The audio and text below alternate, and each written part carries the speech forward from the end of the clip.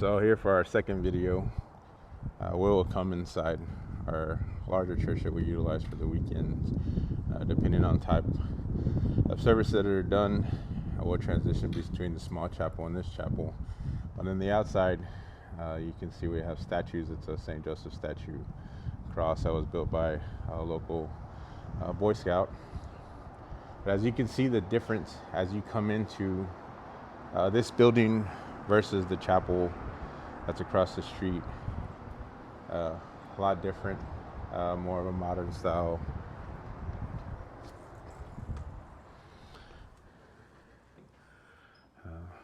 As you walk in, being that this church is where you get most of the people primarily on the weekends, you'll see some things that maybe aren't truly, that you may not feel that are part of the liturgy. But as you walk in, there's a small library here. There is a large container here, and I'll go later on and describe what this container is. But inside there is holy water for people to come and get. You have, some churches have places where they remember people who may have done certain things in the church, and we remember them. We're very blessed to have members of our community take vocations. So we have some of the pictures here of those members. They're able to do stuff.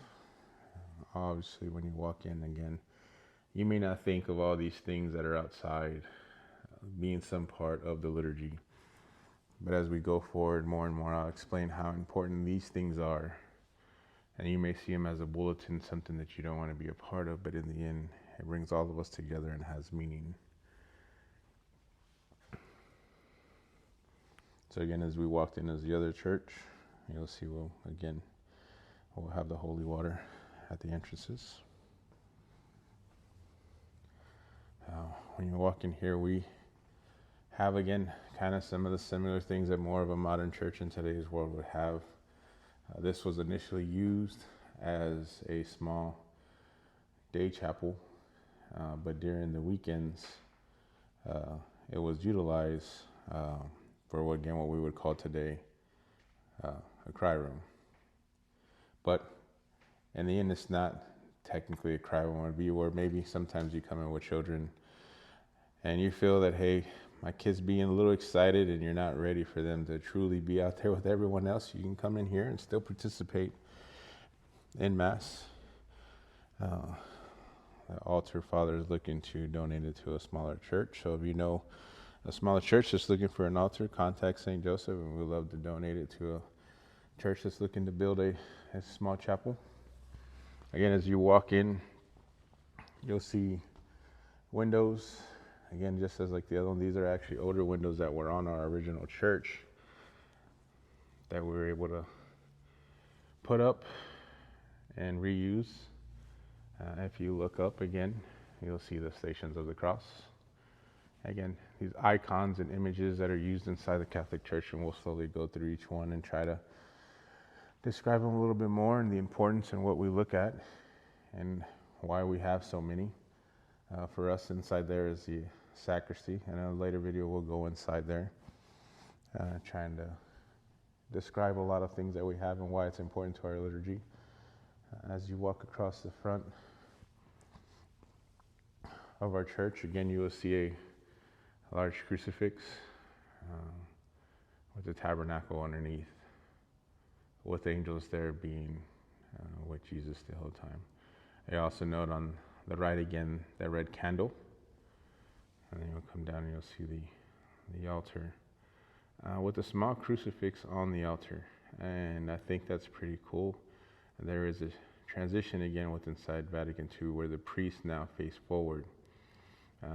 We have a priest that enjoys to put another icon on the altar as a crucifix. That's for him as he prays, that he remembers where his focus is. So I think it's pretty neat that as us as parishioners, we always get to stare up and notice the focus on the crucifix and Jesus and the sacrifice that's being done, as our priest has a smaller crucifix on the altar that he also gets to focus on and remember the sacrifices that he's doing. So something a little different. Again, you'll have statues. We again have Saint Joseph and Mother Mary, but this time we have our statue of Joseph is holding baby Jesus in this one. Again, most churches and Catholic churches as well, you'll see different banners and images on the side reflecting the time that we are in, and we're currently in ordinary time, so our banners are green. And as far as the garments, we'll go through those later on in each video, kind of describing what the garments are, the difference of them, and some unique stuff. In the small chapel I didn't show you, but this is a baptismal font. So baptisms, whenever we're done, we will use this font in church, and here's our statue of the Holy Family,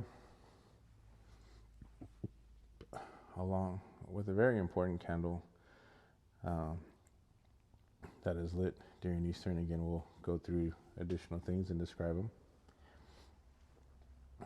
Some oils that are utilized inside the Catholic Church, and again, just kind of trying to show you some things that are pretty quick, and then we'll go through slowly and depict each thing. Sorry if my hands are a little shaky. My gimbal did not want to work today. So as you come to the back, again, you continue to see the stained glass. So back here, we also have these would have been the bottom of the stained glass windows that are in place now, but we had to find a way to preserve them whenever we removed them from the old church that we had to knock down. So these are all original stained glass windows that were built in the early 1900s and placed in the original church across the street. Inside here is used for the ushers, kind of a storage room or protection room. There's a lot of things that people use if there's any type of accidents during church, spills, what the case may be, to kind of help that, when mass starts, there's tons of people coming in and out. Inside here is the confessional. This is the door. This one's a little different than the one across the street. This is a door for the priest in the middle. And on the left is where you would enter to do confessions. Again, these are the original windows. I don't have the lights on, but I'll try to add them next time as we come through and depict them. Some cool things that I've learned already in this class: why you have a bell and the type of noise that it actually makes whenever the priest processes in. Again, in Catholic churches and in a lot of churches, the icons and images have a large part into play during liturgy. So this is our second video, and as we go on to the next one, we'll continue to describe things and get a little bit more in depth.